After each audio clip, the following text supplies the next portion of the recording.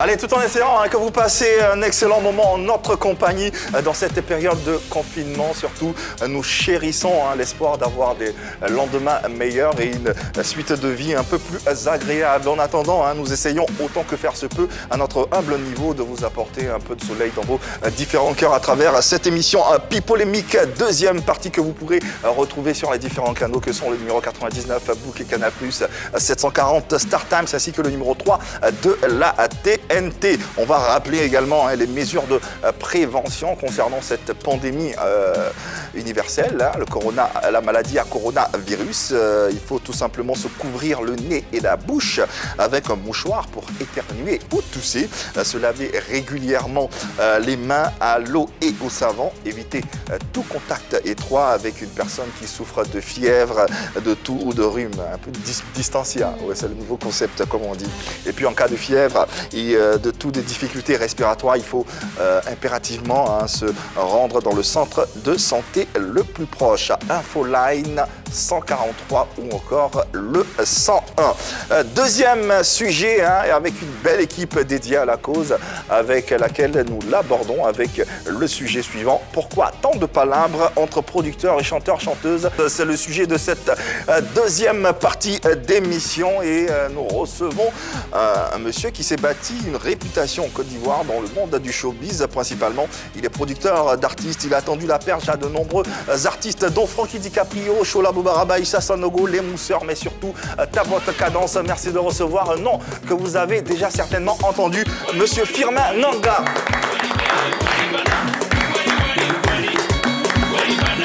Firmin Nanga. Bonjour. Bonjour. Firmin, merci de vous installer.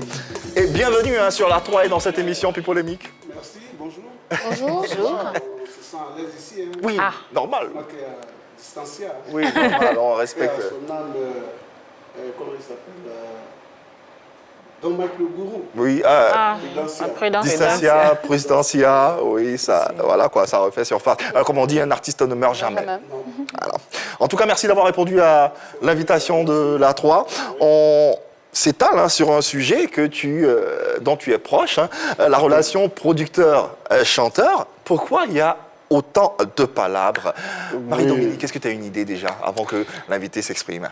Alors moi je pense qu'il y a déjà le non-respect des contrats et puis il y a aussi, on dénonce beaucoup le manque de professionnalisme de la part des producteurs mais aussi de la part des chanteurs. Donc, puisque notre invité est là aujourd'hui, il va nous expliquer un peu tout ça. Firmin, non-respect des contrats, harcèlement sexuel, autant de choses qui minent la relation entre producteurs et chanteurs-chanteuses. Ton avis sur la question? D'accord, je ne savais même pas que c'est ces questions qui allaient être posées, mais voilà, on va répondre, on va essayer de répondre. Ouais. Oui, effectivement, Marie-Dominique je disais tantôt qu'il y a non-respect des contrats. Vous savez, les artistes, très souvent, c'est des gens... Ils ont des voix, d'autres ont des voix, donc ils veulent monnayer leur talent, ils vont tout accepter au départ. Ils ne prennent même pas le temps de lire leur contrat. Et donc ils viennent, ils veulent seulement se faire voir à la télé. Ils lisent des contrats sans signer, ils signent des contrats sans avoir lu. Ils signent sans lire. Ils voient seulement c'est combien d'années vous êtes liés, tout et tout. Ils veulent seulement se faire voir à la télé. D'accord. Ça, c'est un premier pas. Dès l'instant où maintenant on le voit à la télé, il a les sous, il a les moyens, c'est maintenant qu'il va lire le contrat. Et quand il prend la peine de lire le contrat, après, il ne reste plus le contrat. Là, il a un pouvoir. Là. Il peut rentrer chez le président, il peut rentrer chez le ministre, il peut rentrer... En tout cas, tout ce qu'il veut, les meufs, tout et tout. Donc, il s'est dit, il est au-dessus de celui qui lui a donné de l'argent. Voilà où les problèmes commencent. Alors, bon, on comprend, on entend qu'ils ne lisent pas le contrat, mais est-ce pour autant qu'il faut en abuser dans la proposition des différents... Non, pas du tout. Vous savez, le producteur, c'est un homme d'affaires. Il mise son argent, il veut le récupérer. D'accord? Et la loi, le Birida, tout ça là, ont une ligne directrice. Combien on gagne? Avant, vous sortez une cassette, la cassette se vend à 1500 francs. Le producteur a 250 francs. Vous comprenez un peu? Moi, quand je venais à la production, je me suis dit, bah voilà, 1500 francs une cassette. Donc moi, peut-être, je peux avoir 1000 francs. Donc je faisais un calcul, 2000 cassettes vendues, ça me fait une petite pactole. D'accord. Je viens, on me dit c'est 250 francs. Déjà, je suis découragé. Et dans mes 250 francs, je dois enlever 25 francs ou 50 francs pour donner à l'artiste, selon sa taille. Si selon sa taille, si c'est Alpha Blondie, c'est Magic System, c'est tel artiste. Voilà. Magic System avant, il n'était pas encore Magic System. Moi, je parle des cassettes, donc on pourrait parler des Espoir 2000 et les Yodé et Siroé, par exemple. Donc, eux, on peut leur donner 50 francs sur les 250. Et eux, lorsque les maisons de disques vendent les cassettes, ça va au Burida. Les maisons de disques donnent 300 francs au Burida. Et dans les 300 francs, le Burida retrait 100 francs pour donner à l'artiste. Donc l'artiste a 100 francs plus ce que le producteur leur donne. Ça dit 25 ou 50 francs. Voilà. Et lui, je ne sais pas comment est-ce que les artistes pensent. On dit le producteur m'a volé. Le producteur lui-même s'est fait arnaquer, puisque lui, c'est quand on vend 1000 cassettes qu'il va demander combien de cassettes qui ont été vendues et on lui donne ses 250. Mais le producteur ne peut pas se faire arnaquer puisqu'il y a des lois, il y a des... Non. C'est régi par des lois, par des textes, je dis ça par un contrat. Je dis ça pourquoi? Parce que les maisons de disques qui vendent les CD, c'est eux qui vendent. Peut-être ils ont dit qu'ils ont vendu 1000. Le producteur ne sait même pas si c'est 1000, c'est vrai, mais tu prends. Il n'y a pas de moyen. Il n'y a pas de moyen de... Comment c'est possible? C'est difficile. Donc le producteur lui-même qui est assis, il s'est fait arnaquer. Parce que la maison de disques dit qu'elle a vendu 2000 CD ou 2000 cassettes. Donc tu t'en tiens à ça. Donc 250 divisé par 2000 cassettes, ça fait, le calcul est simple. Voilà. L'artiste, lui, il reçoit du producteur et il reçoit encore la maison du Burida. Alors, je ne sais pas comment est-ce qu'on peut dire. Peut-être qu'il veut dire que les producteurs dont il parle, il veut parler comment on appelle, des maisons de disques qui vendent les CD. Mais le producteur, lui, il ne sait pas comment il peut voler l'artiste. Ça, déjà, il y a un problème de compréhension, je ne sais pas. Vous mettez votre argent, M. Firmin Nanga, dans la production d'un artiste. Oui. Forcément, vous cherchez des bénéfices. Mais oui, c'est le bénéfice. Premièrement, justement, mais quand vous dites que vous ne sortez avec rien du tout, bon, je pensais que des pincettes. Non, je n'ai pas dit ça. Et je n'ai pas fini, pardon, désolé. Et vous parlez du nombre de ventes. Vous avez dit que la maison d'édition, la maison de distribution déclare 1000 ventes et que vous vous en tenez à cela. Comment se fait-il que vous n'arrivez pas à aller jusqu'au bout et à savoir si réellement votre artiste n'a vendu que 1000 CD ou 1000 cassettes? Deuxièmement. Troisièmement, vous avez parlé de contrats d'entrée de jeu. Vous avez dit qu'ils ne prennent pas le temps de lire des contrats. Comment c'est possible que vous produisez un artiste et qu'il ne prenne pas le temps de lire un contrat et que vous le laissez faire? D'accord, je vais vous dire que le contrat se donne au Burida. D'accord. C'est le Burida qui donne un contrat et vous prenez ce contrat, vous allez voir l'artiste et l'artiste signe. D'accord. Donc, dans ce contrat, je ne vois pas comment le producteur peut arnaquer un artiste. Ça, c'est un point. Ok. Secondo, les maisons de disques qui vendent les CD, moi je suis à la maison chez moi, ils disent qu'ils ont vendu 1000. J'ai aucun moyen, il n'y avait pas de sticker, rien du tout. Comment est-ce que je peux authentifier le nombre de CD ou cassettes qui ont été vendues? C'est après, quand Valen Guédé est arrivé, qu'il a instauré les stickers, qu'en ce moment précis, là on fait attention. On sait que si on a... Et puis mieux, il faut comprendre, il y a des CD ou cassettes qui n'étaient pas stickés. Donc ces CD-là sont vendus par les maisons de disques, sont revendus dans la population. Donc il y a des ventes parallèles. Voilà des ventes parallèles. Donc le producteur lui-même est la première personne qui est biaisée dans cette affaire. Alors ça c'est au niveau des contrats, mais il n'y a pas que les contrats entre la corrélation dans la corrélation entre le producteur et les chanteurs. Il y a également du harcèlement sexuel, il y a également du chantage, il y a tellement d'autres facteurs qui minent cette relation. Bon, vous savez, si vous voulez faire la production, c'est comme dans un boulot. Vous avez une entreprise, que vous avez une secrétaire, que vous voulez faire le harcèlement sexuel ou bien vous voulez chercher la secrétaire, mais vous n'allez pas pouvoir bouger.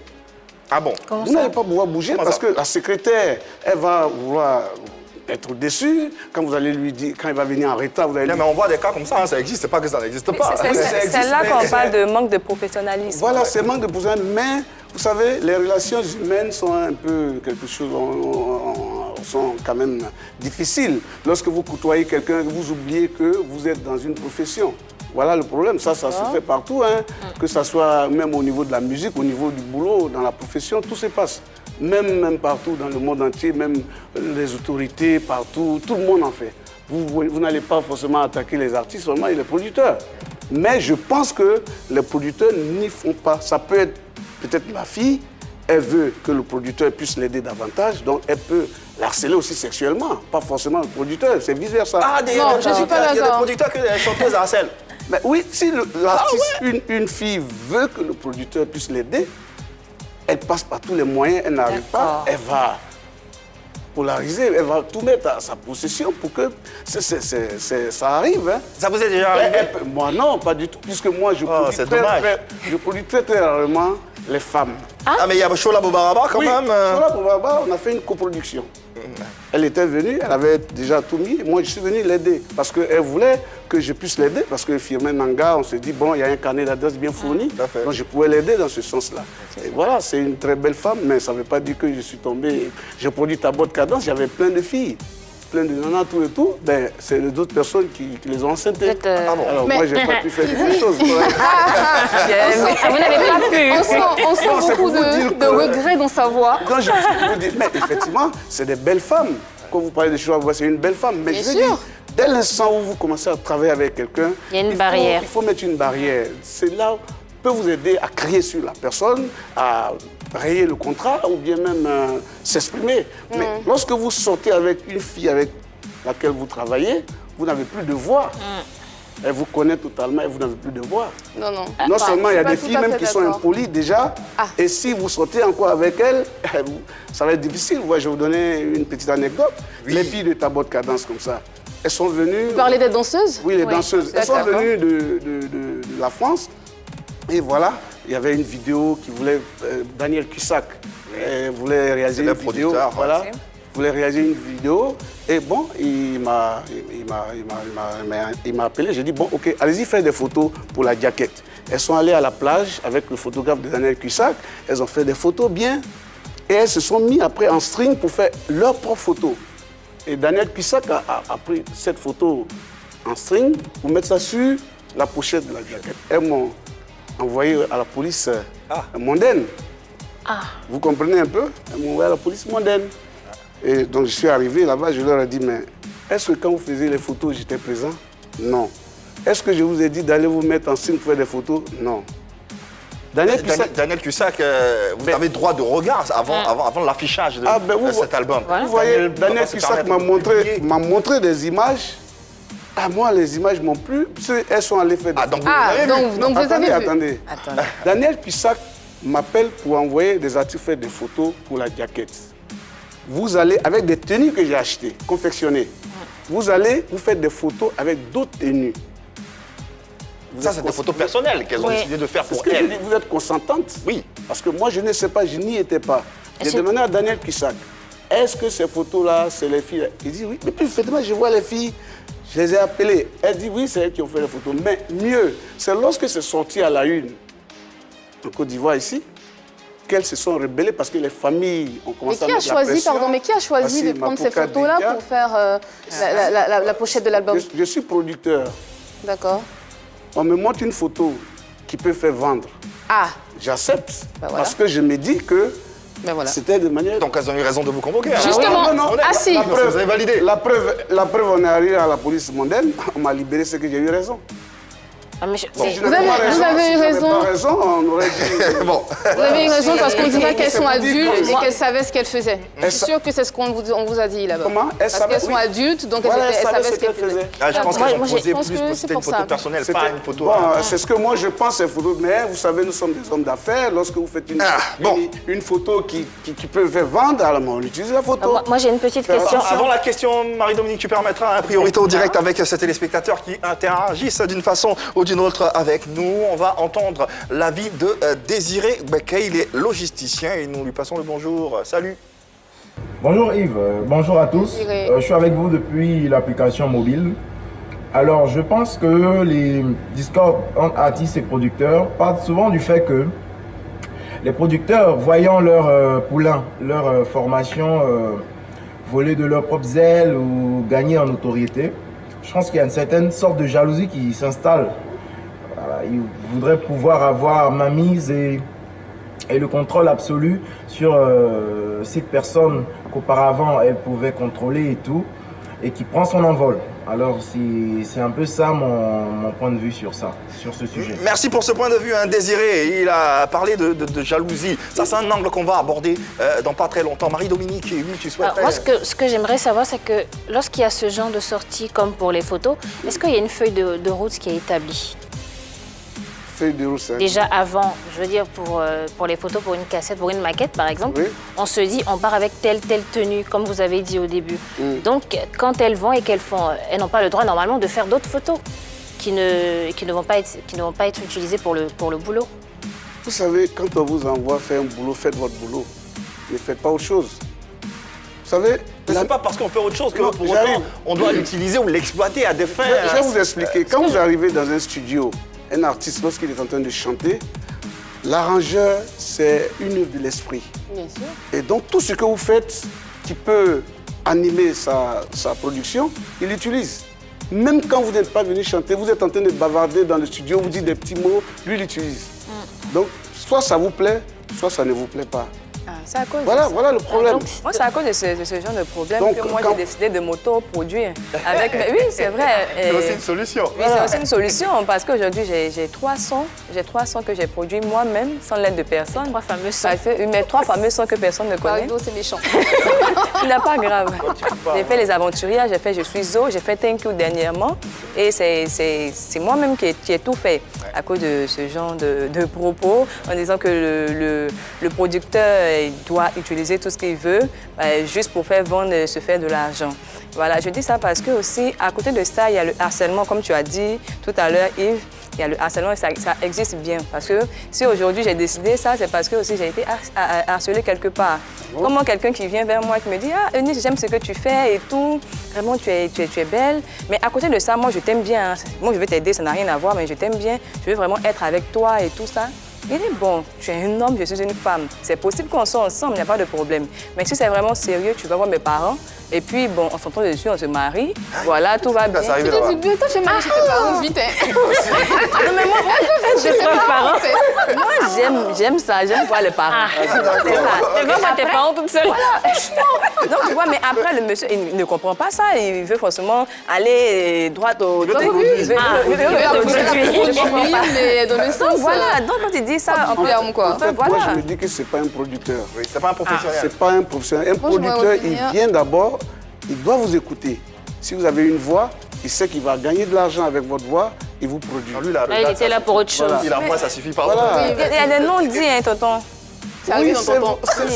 C'est vrai, il y a des non-dits, mais moi, je pense que la majeure partie des producteurs, c'est des hommes d'affaires. C'est après que peut-être que le désir peut arriver, mais au départ, il va pas... Bon, c'est vrai qu'avant, les gens avaient l'argent, ils voulaient gagner. Mais aujourd'hui, si vous avez un producteur, il va vouloir vous écouter, il sait que s'il met de l'argent, c'est... Firmin, l'affaire Frankie DiCaprio, qu'est-ce qui s'est passé Réellement. concrètement? Ah oui. Ça nous intéresse, hein, surtout moi. Ça m'intéresse. Bon, on sait que la question... Oui. D'accord. Frankie DiCaprio, je lui ai dit, il sait très bien, moi, je ne l'ai jamais vu chanter. D'accord? J'avais produit les Saoudiens. Ceux qui ont chanté Ma belle-mère, il y avait une chanson même qui était retenue pour karaoké 2006 déjà. Ouais. C'était un groupe Zouglou qui m'était proposé par les Luso. Et donc Luso Mercenaires. Luso Mercenaires. Donc j'ai produit les Saoudiens. Alors, moi, je ne suis pas trop dans Zouglou. Et c'était la deuxième production. Parce que moi, je suis venu produire Tabot Cadence. Chez moi, c'est une danse de chez moi. Je voulais mettre ça au summum. Donc j'ai envoyé Tabot Cadence, voilà. Et un coup, on dit, bon, voilà un bon producteur. On vient me présenter les Saoudiens. J'ai produit les Saoudiens, j'ai dit, mais comment faire la promotion? Parce que moi, c'est avec les filles, je mets les filles devant et puis ça attire, on nous appelle. Alors, comment je peux avoir de l'argent avec le groupe Zouglou? Donc, j'ai pris un animateur qui s'appelle Christian Gbalou et avec une autre animatrice, on a commencé à tourner dans Yopougon. Et on arrive dans un bar, enfin, un maquis qu'on appelle Shanghai. Vous avez connu ça? À l'époque, oui. Ouais, Pas autant. ça mangeait, un truc comme ça. Alors, Frankie DiCaprio était dans le box avec l'autre là, comment il s'appelle? Du Moulkoukou DJ. Coucou DJ, ouais. Alors, je viens pour donner le CD, comme on le fait d'habitude, un producteur, on se promène pour jouer les CD. Je donne à Frankie, il dit, il ne joue pas. Que nous, les producteurs, nous sommes ingrats, il ne jouera pas. J'ai même donné 5 000 francs. Non seulement mes 5 000 francs, je ne sais pas où c'est parti. Je suis assis là, je bois sucrerie, parce que moi, je ne bois pas tout. Je bois sucrerie pour qu'on entende la chanson zéro. Non, oui, mais l'histoire, L'histoire, ce qui- en tant Ah, mais c'est l'histoire là, Hein? c'est l'histoire. Donc c'est pour vous dire que déjà, Le refus de... lui et moi, c'était pas ça au départ. Et- Donc il a refusé de jouer les Saoudiens. Ok. Ça m'a touché. Et 2 ans après, Je reviens, il est maintenant à la station, un maquis qu'on appelle station. On dit Firmin Langa, Paris-Abidjan, donc il voit, il se dit, voici quelqu'un qui a un peu de sous. Comment tu gagnes pour toi, hein? Il vient vers moi pour dire, il a une belle chanson, un concept qu'on appelle K.O.K.O, une chanson. Ah. Donc il dit, voilà, j'ai dit, bon, d'accord, il n'y a pas de souci. J'ai vu, j'ai dit, mais voici celui qui m'a refusé. Donc qu'est-ce qu'il faut faire? C'est pas grave, je vais l'aider et après je vais lui donner la leçon pour lui dire, ouais, il ne faut pas faire du mal à quelqu'un parce que cette personne-là, demain, peut vous aider. Et c'est comme ça, en 2007, que je l'ai pris. J'ai dit, bon, je ne vais pas trop dépenser dedans, mais si ça prend, c'est ça. Si ça ne prend pas aussi, je vais lui faire la leçon. Et c'est comme ça que je l'ai mis au studio. Et ça a pris. Et ça a pris. Un studio à Koumassi, fatigué. Un studio où, d'après lui, même quand il pleut, il y a l'eau qui tombe ce soir. Mais Alors, qu'est-ce qui s'est passé sorti. après le succès de Fatigué? Fatigué, je l'ai mis avec un manager qui s'appelle Yannick Kaka, parce que j'ai signé 50-50.